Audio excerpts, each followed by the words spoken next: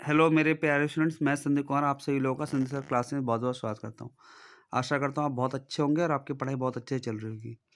जैसा कि हमने करंट अफेयर में स्टार्ट करा था, हमने बोला था कि सर इस पीडी का ये मैगजीन है, इसके थ्रू मैं आपको कुछ चीज़ें समझाना चाहता हूँ। जैसे कि इसमें आज हमारा जो पर्पज़ है डिस्कशन करने का, वो दो चीज़ें, लोकसभा राज्यसभा। सबसे पहले जैसे आप देख पा रहे हो, राज्यसभा के स्पीकर लिखा हुआ है। इस बुक में मिसप्रिंट है, राज्यसभा में स्पीकर नहीं होते, चेयरमैन होते हैं, ध्यान रखना। तो वो कौन है? जगदीप धनखड़ जी। जैसा कि आपको पता होना चाहिए कि राज्यसभा के ये जो व्यक्ति होते हैं, ये एक्स ऑफिसो चेयरमैन कहलाते हैं, ध्यान रखना। और यहीं पे आपको एक बता दूं, अगर मैं बात करूं पार्लियामेंट टॉपिक की, तो पार्लियामेंट अंडर आर्टिकल 79 के अंदर आता है और पार्ट 5 के अंदर आता है ये। अगर मैं राज्यसभा की बात करूं तो राज्यसभा 80 आर्टिकल है, और यहीं पे देखो लोकसभा दे रखा है, यहाँ नीचे देखोगे आप लोकसभा, तो लोकसभा कितना है? 81 है आर्टिकल। अब एक चीज़ ये भी ध्यान रखना कि अभी जो लोकसभा चल रही है वो 17 नंबर की चल रही है लोकसभा, ठीक है। ओम बिरला जी इसके वो स्पीकर है, ठीक।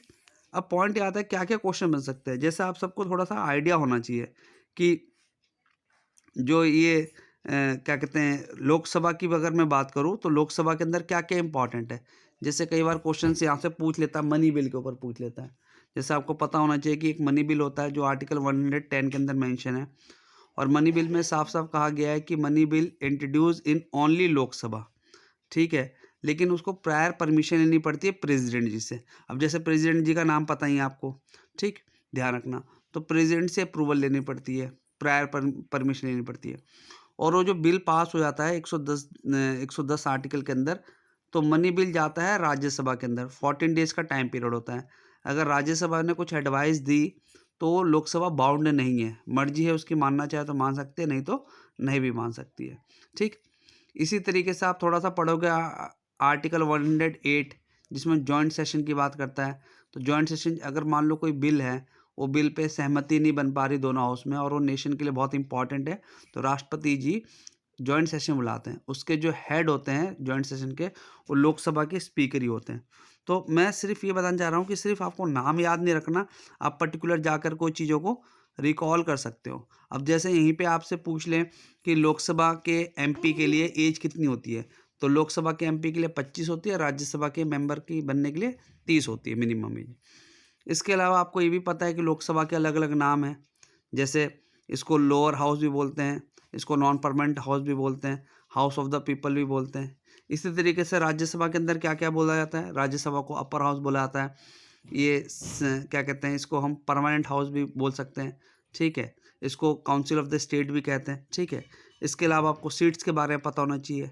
अभी ये भी पता होना चाहिए कि जो एंग्लो इंडियन कम्युनिटी जो चुन के आती थी लोकसभा के अंदर, उसको हटा दिया गया है 104 कॉन्स्टिट्यूशन अमेंडमेंट से।